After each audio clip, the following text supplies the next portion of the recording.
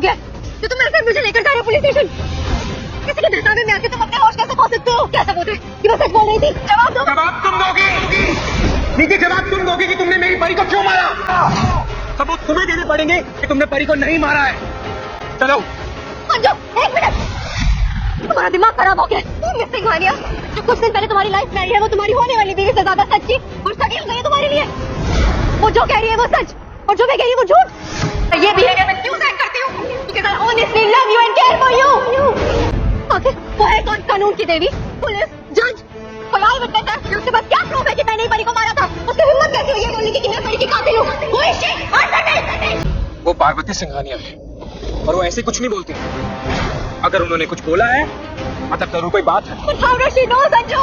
कभी सोचा तुमने? नहीं ना, बस मुझे बोल दिया कि चलो पुलिस स्टेशन।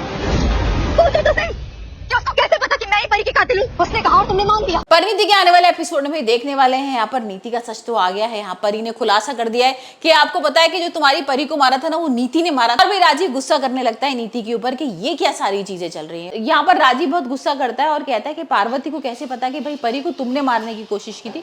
वहीं पर नीति ना इसी बात को पकड़ लेती है और कहती है कि देखो ना भाई उसको कैसे पता, वो ये सारी चीजों का ना बेवकूफ बना रही है, पागल बना रही है सिर्फ मुझे फंसाने के लिए। और मैं क्यों मारूंगी राजीव भाई किसी को भी, मैं अपनी परी को क्यों मारूंगी? परी तो मेरी इतनी बेस्ट थी, मेरी इतनी बेस्ट फ्रेंड थी। यहाँ पर मैं उससे इतना प्यार करती थी और मैं उसकी जान ले लूंगी। यहाँ पर वो इस तरीके से भाई गुस्सा उल्टा करने लगते हैं राजीव के ऊपर कि पार्वती को कैसे पता और पार्वती तुम्हें पागल बना रही है और हो सकता है कि ये परी हो। मतलब ये सारी चीजों में बातों में फंसा कर ना राजीव को पागल बना देती है और राजीव दोबारा से बातों में आकर भाई सारी चीजें भूल जाता है और कहता है हो सकता है तुम जो बोल रही हो ठीक हो। और यहाँ जो मेन मुद्दा था ना कि भाई परी को उसने मारा है वो भूल जाती है। और वहीं हम देखेंगे कि दोबारा से नीति बच जाती है। लेकिन भाई परी भी हार मानने वालों में से नहीं। यहाँ पर परी ने भी सोच लिया कि इस बार नीति को एक्सपोज करके ही रहूंगी। अब गणपति के मौके पे तो नहीं, लेकिन अब नवरात्रि भी आने वाले हैं, बहुत सारी चीजें आने वाली हैं, तो हो सकता है कि धीरे धीरे करके भाई उस नीति का खुलासा हो जाए। लेकिन अभी तो हम देखने के भी दिलजीत जेल के अंदर बंद है। यहाँ पर ताईजी और नीति उससे मिलने आते हैं। नीति तो बहाना ढूंढ रही थी ना किसी तरीके से दिलजीत से मुलाकात करे, वो ताईजी का बहाना ढूंढ लेती है। ताईजी को पहले भड़काती है, उन्हें मनाती है कि भाई आप दिलजीत से मिलने आओ, आपका बेटा है और उसने कुछ भी किया है कोई बात नहीं, आपको माफ कर देना चाहिए। और इसी बहाने से वो मिलने आ जाती है जेल के अंदर और यहाँ पर दिलजीत को समझा रही है कि भाई तुम कुछ ऐसा मत करना कि जिससे सारी चीजें खराब हो जाए। यहाँ पर अपना मुंह मत खोलना, कुछ मत बताना।